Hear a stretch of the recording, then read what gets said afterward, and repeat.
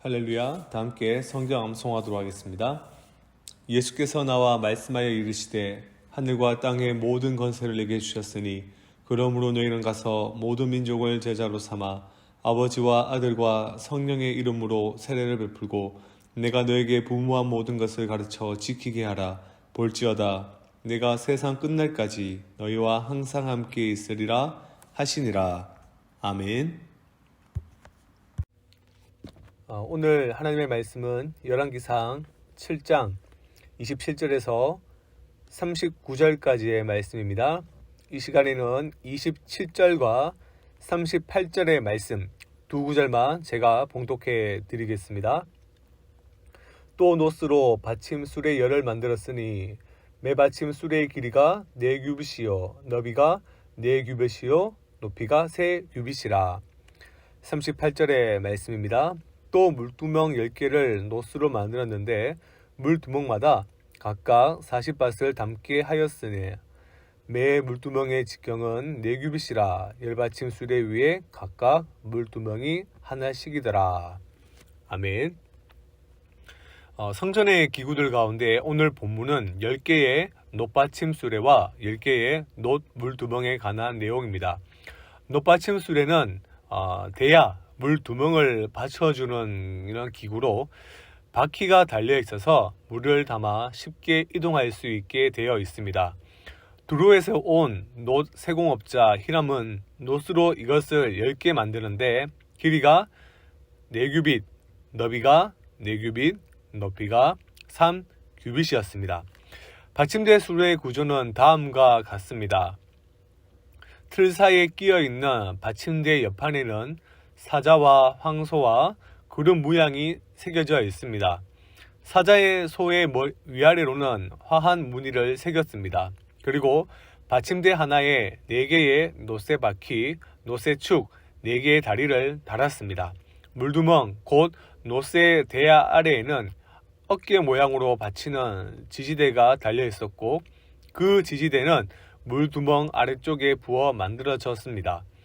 지지대 위로 한 규빗 위로 아가리가 솟아나와 있었는데 그 아가리는 지름이 1.5 규빗으로 지지대와 같이 둥근 모양이었고 또한 돌아가면서 새긴 것이었습니다.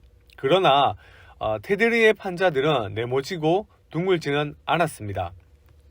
그 테두리 판자 안에는 4개의 바퀴를 달았고 바퀴의 축은 받침대 아래쪽에 연결되게 만들었는데 바퀴 하나의 높이는 1.5 규빗이었습니다.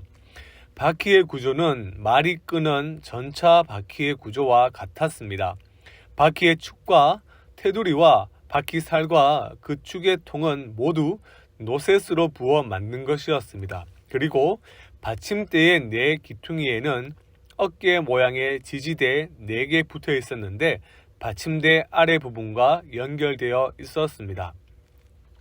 받침대 윗부분에는 둥근 테두리가 있었는데 높이가 반 규빗 약 23cm였고 축과 가장자리가 연결되어 있었습니다. 그리고 받침대 축 부분과 가장자리 부분에는 그 빈 곳에는 구름 모양들과 사자들과 종려나무들을 아로 새겼고 화한 무늬를 둘러서 새겨 넣었습니다.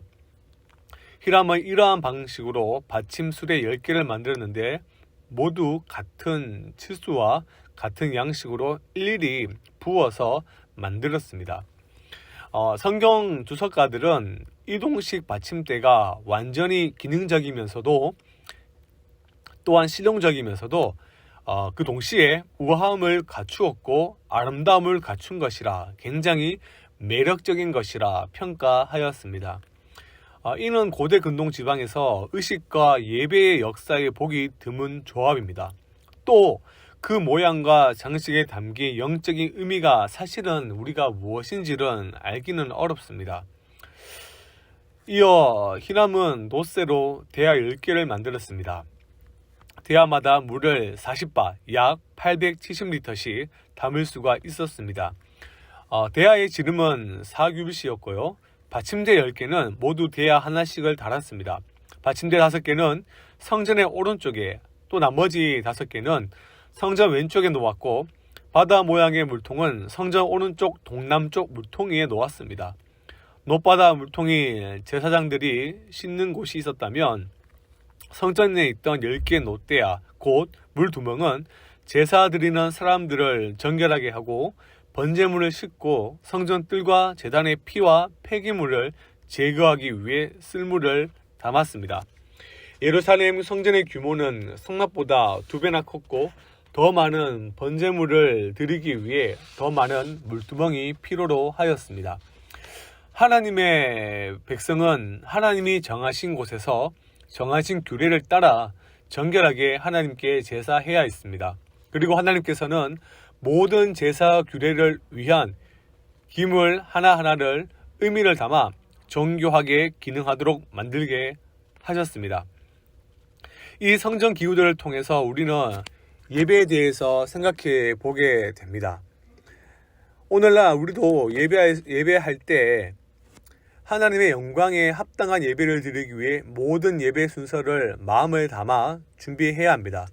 습관대로 타성에 젖어 예배를 드리는 것은 사실 굉장히 위험한 예배의 자세입니다. 마음을 담아 하나님께 나아가야 하고 하나님의 은혜를 사모하는 마음이 절대적으로 필요합니다. 사실 그런 마음의 태도들은 예배를 준비하는 자세에서부터 드러납니다. 우리는 최상의 예배를 드릴 수 있도록 예배 환경을 준비해야 합니다. 물론 어느 정도 율법주의적인 색채를 지닌 면이 있기는 하지만 청교도의 주일 성수는 배울 것이 참으로 많습니다. 그들은 예배 때 선포되는 말씀을 듣기 위한 마음 준비가 있어야 한다라고 철저하게 가르쳤습니다. 즉 하나님의 말씀이 하시는 바가 무엇인지를 들으려는 마음의 준비를 정성껏 준비를 해야 한다는 것입니다. 마음의 준비를 드리기 위해 모든 것들을 돌아보고 정리하여 말씀을 들을 수 있는 최상의 상태를 만들기 위해 우리는 어떻게 하고 있는지 지금 우리의 신앙의 모습을 점검해 볼 필요가 있습니다. 그래서 사실 예배의 시작은 어떻게 보면 자신을 돌아보며 준비하는 것이라 그렇게 정의를 할 수가 있는 것이지요. 그리고 성전의 벽과 문만 아니라 놋받침 수레에도 그룹 모양이 새겨져 있다는 것은 성전 어느 곳에든 하나님의 임재의 충만을 경험하고 경외하게 하려는 의도라 해석할 수가 있습니다. 또 받침 수레의 가장자리, 버팀대 판과 옆판에도 그룹과 종려나무와 꽃의 문양이 있음을 통해 정말 아주 작은 부분까지도 소중한 보석을 세공하듯 소홀함 없이 심혈을 기울인 것을 우리는 확인을 할 수 있게 됩니다. 웅장하고 화려한 외관만이 중요한 것이 아닙니다. 모든 것 하나하나에는 다 의미가 있습니다. 그 기능성이 있다는 것이죠. 성전은 그리스도의 몸의 실제인 교회를 상징합니다. 물론 교회는 우리를 의미합니다. 교회는 건물이 아니지요. 교회는 건물이 아니라 우리입니다. 교회는 같은 신앙 고백 안에 여러 가지 은사들로 인하여 세워져 갑니다. 은사는 제각기 다 다릅니다. 어느 은사가 크고 어느 은사가 작고 이런 것은 없습니다. 은사는 다 중요합니다. 왜냐하면 하나님께로부터 온 것이기 때문이지요. 하나님께로부터 온 선물이기 때문입니다. 하나님께로부터 온 선물 중에 그 어느 것 하나 불필요한 것이 없습니다. 그러므로 모든 사람, 모든 은사가 존중을 받아야 합니다. 특별히 보이지 않는 수고를 담당하는 그러한 은사를 가진 자들을 우리는 잘 체크를 해야 합니다. 그들을 우리는 소중히 여겨야 합니다. 유명한 여자 연예인이 남편과 함께 의자를 만드는데 의자 밑바닥 부분을 열심히 사포질을 하고 있길래 이 부분은 아무도 안 보잖아. 누가 이걸 보겠어? 누가 알겠어? 라고 그렇게 말을 했다고 합니다. 그러니 그 남편이 다음과 같이 말을 합니다. 내가 알잖아. 내가 알잖아. 예를 들어 설명하자면 우리 교회가 만약 의자와 같다라고 볼 때에 어느 사람은 허리 등받이의 역할을 하고 어느 사람은 의자의 방석과 같은 역할을 하는 사람도 있을 것입니다. 보이는 부분으로 큰 역할을 감당한다. 그렇게 볼 수가 있겠지요. 의자의 가장 밑바닥 부분을 감당하는 이들도 분명히 교회 안에 존재합니다.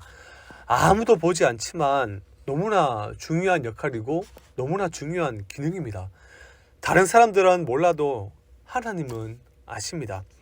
보이지 않는 수고를 보이는 수고만큼 귀하게 볼 줄 아는 그런 눈이 우리에게 있었으면 참으로 좋겠습니다.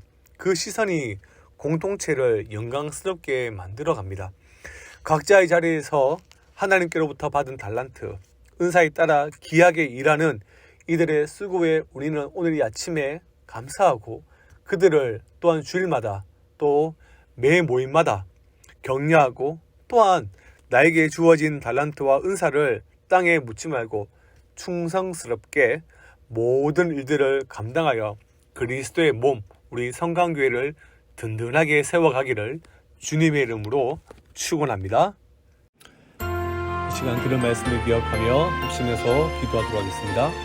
하나님께서 주신 은사에 감사하며 교회를 섬기고 은사에 따라 귀하게 일하는 이들의 수고에 감사하고 격려하여 교회를 든든하게 세워가게 하여 주시옵소서. 오늘은 다음 세대를 위해 기도한 날입니다.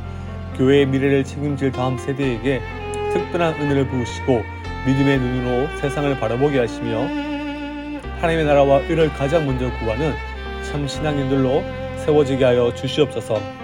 다음 세대를 섬기는 교육자들과 교사들을 붙들어 주시어 주님의 마음으로 영혼들을 사랑하고 섬기게 하여 주시옵소서. 우리 교회가 영혼 구원하여 제사 삼는 교회의 본질적 사명의 전심으로 헌신하여 하나님의 일하심을 크게 경험케 하여 주시옵소서. 이에도 각자 가진 기도 제목들과 행복의 처들을 위하여 주여 한번 부르짖고 함께 기도하겠습니다. 주여